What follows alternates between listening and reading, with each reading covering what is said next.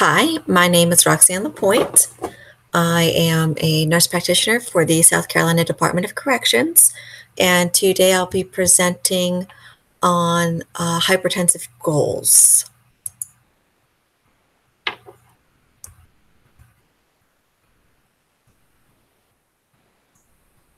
The needs assessment. Heart disease is the #1 cause of death and disability in the United States. Approximately 610,000 Americans die from heart disease each year.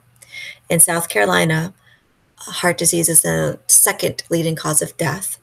In 2016, there were over 10,000 deaths, as well as 51,000 hospitalizations that cost the state more than $3.4 billion. Risk factors. In South Carolina, we have some high rates of a lot of things. Smoking, 1 out of 5. Obesity, 2 out of 3. 39% of our population has high cholesterol, which increases the risk for heart disease by two times. Diabetes, 1 in 7 here in South Carolina have diabetes, which increases your risk for heart disease 2 to 4 times. And hypertension, 2 out of 5 people have uncontrolled hypertension, and that increases death by 3-fold. Some modifiable risk factors include blood pressure screenings, cholesterol screenings, diabetes screenings, and diet to reduce sodium intake. Some gaps in knowledge that I have noticed is the understanding the most recent guidelines to diagnose hypertension, using the most effective drug class for specific populations, identifying comorbidities, and treating those comorbidities. The description of the learners. I will be presenting to the providers for the South Carolina Department of Corrections, which is a group of physicians, nurse practitioners, as well as physician assistants. The primary language is English. There are many physicians, nurse practitioners, and physician assistants that have retired and have come back just to work part-time, or they also may have a restricted license, meaning they've had to get into some sort of program and they can only practice in a very strict setting. It is a closed system, so because of that, we do have a lack of exposure to the most recent evidence-based practice. The goal of this teaching project is to increase providers' knowledge of the JNC-8 hypertension guidelines. Providers will include all MDs and APRNs and PAs working in an institution considered primary providers for South Carolina Department of Corrections. A 1-hour presentation will be held during the mandatory monthly provider meeting at headquarters. Providers will demonstrate learning by obtaining an 85% on a written post-test. Providers will also demonstrate the use of these guidelines with a 90-day chart review showing 80% compliance. Objectives. Objective 1. After this presentation, providers will be able to identify blood pressure goals of 3 different groups of patients. Objective 2, providers will be able to identify which drug class should be initiated for each identified patient grouping. Objective 3, providers will be able to demonstrate how to use the JNC-8 hypertension guideline algorithm. Method of instruction will be a PowerPoint. It's cost-effective, doesn't require much of a budget. It will engage all learning styles and can be reused to accommodate different schedules. There will be a pre-test and a post-test. It's an effective tool to measure learning outcomes and reinforces materials. The literature review.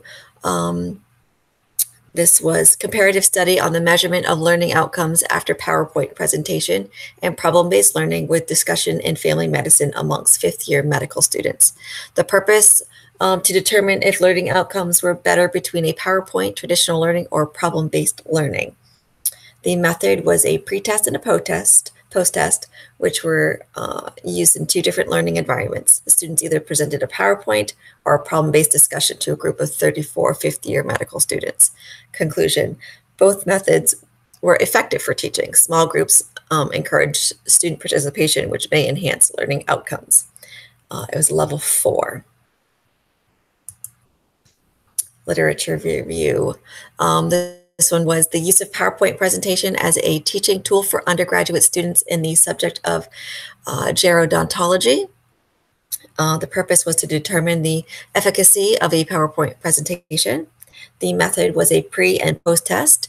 They were used to compare after a 30-minute PowerPoint presentation for final year students. The conclusion, PowerPoint presentation is an effective tool for increasing knowledge, and that was a level 2 study. My third article, PowerPoint presentation and learning physiology by undergraduates with different learning styles. The purpose was to investigate the effectiveness of a PowerPoint presentation in a class of mixed learning styles and mixed sex classroom. The method was a pre and post test using the same questions with different order within the different learning groups and sexes. Conclusion, PowerPoint presentations are effective for multiple learning styles and in a mixed sex class setting. It was a level 3. The last article was teaching for understanding in medical classrooms using multimedia design principles.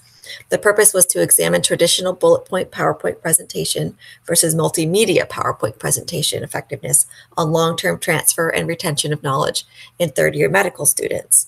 The method was using a pre- and post-test control design. One group of students attended a bullet point presentation, while a second group attended a redesigned PowerPoint with multimedia design lecture. Conclusion, using a multimedia PowerPoint increases learners' understanding of a medical lecture significantly, and that was a level 3. The synopsis of literature, PowerPoint is an effective tool for teaching medical students. PowerPoint can be used in a variety of ways to enhance the learner's outcomes. PowerPoint can improve learning outcomes in a mixed sex class. PowerPoint can improve learning outcomes for different learning styles. Using a PowerPoint presentation with their pre- and post-test will be an effective way to increase knowledge of providers with a variety of learning styles.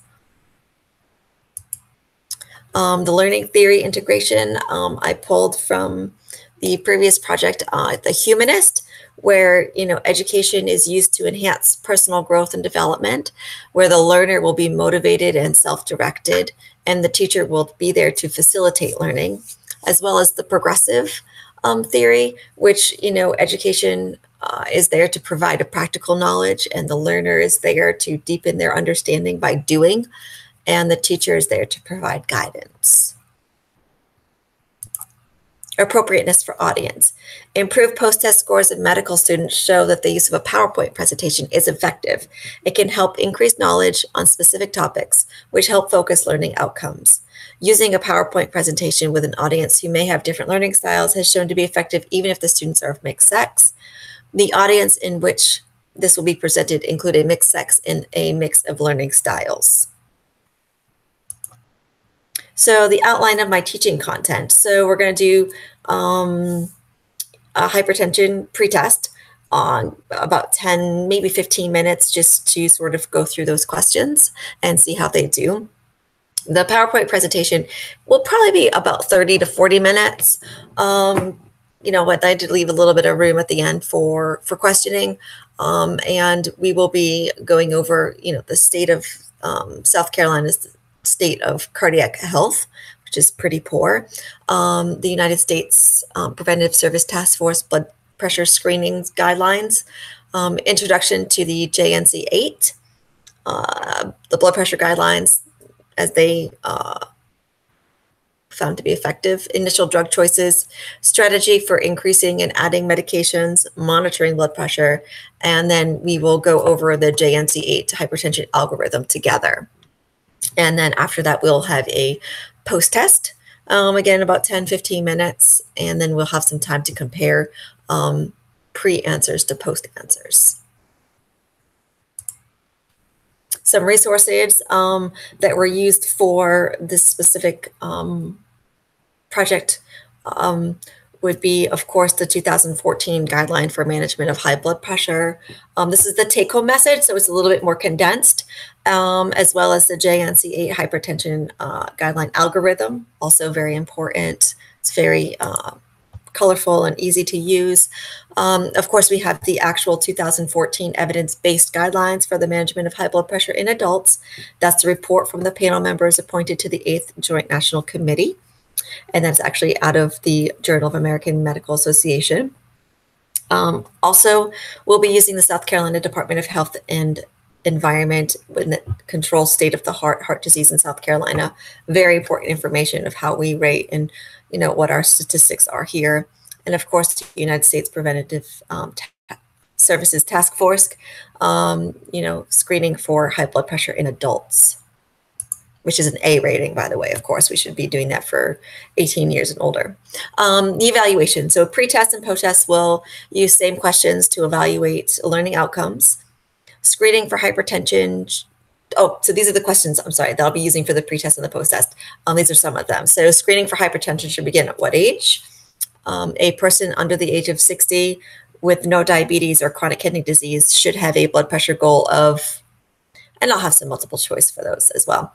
A person with a history of diabetes or chronic kidney disease should maintain a blood pressure goal of. Lifestyle changes include, and I'll have some of those listed out as well. First line treatment of hypertension with diabetes should include which drug class. Also very important to protect those kidneys. Additional resources that I thought would be good for them to have on hand or to review. And I have a copy of the medical letter on drug and therapeutics, issue 1516, drugs for hypertension. Very informative about the drug classes. Just to get refamiliar. We don't have all of the newest and latest drugs in the Department of Corrections. We have a lot of the older drugs, which are very effective. Also, the management of hypertension. I did use, I pull up the Federal Bureau of Prisons clinical practice guidelines just to see what they're doing in a federal prison, and they do share their guidelines. And we have used several of their guidelines in the past just to sort of base ours on. So they're very, very informative as well. And those are my references.